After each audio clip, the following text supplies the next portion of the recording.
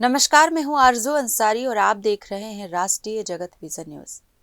बस्तर संभाग के मुख्यालय जगदलपुर में शासकीय मदिरा दुकानों में ओवर रेटिंग का मामला लगातार सुर्खियों में है। सोशल मीडिया पर इन दिनों कई वीडियो वायरल हो रहे हैं जिनमें शराब दुकानों पर तय कीमत से अधिक पैसे वसूल किए जाने के आरोप लगाए जा रहे हैं। स्थानीय लोगों का कहना है कि आबकारी विभाग को बार बार शिकायत देने के बावजूद कोई कार्रवाई नहीं की जा रही है। इससे लोगों में आक्रोश बढ़ता जा रहा है। कई उपभोक्ताओं ने आरोप लगाया कि जिला प्रशासन और आबकारी विभाग के बीच साठगांठ के कारण ओवर रेटिंग का ये खेल खुलेआम जारी है। कितना लिखा?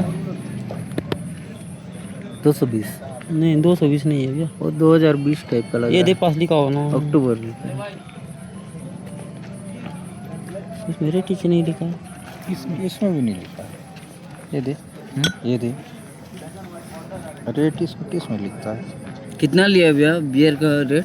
220 220 लिया। 220 ही है। 220 है ना? हाँ 220 है, लेकिन यहाँ सा लिखा दिया कहाँ ये दे 230 लिया अरे है। प्रिंट रेट से नहीं देते हैं। है? ऐसा प्रिंट रेट से ज़्यादा लेते हैं। हाँ।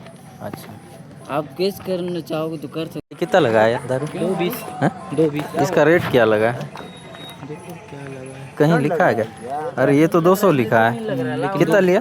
220 ले रहा 220 ले रहा है। आप क्या भी ले रहा है? कहाँ जाएगा? कितना लिया आपको? है 220। एक मिनट इसका प्रिंट रेट देखते हैं।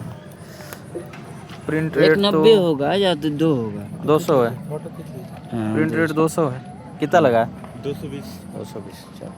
जानकारी के अनुसार मामले पर स्पष्टीकरण के लिए आबकारी विभाग के निरीक्षक और जिला आबकारी अधिकारी से संपर्क करने की कोशिश की गई, लेकिन अधिकारी मीडिया से बचते नजर आए।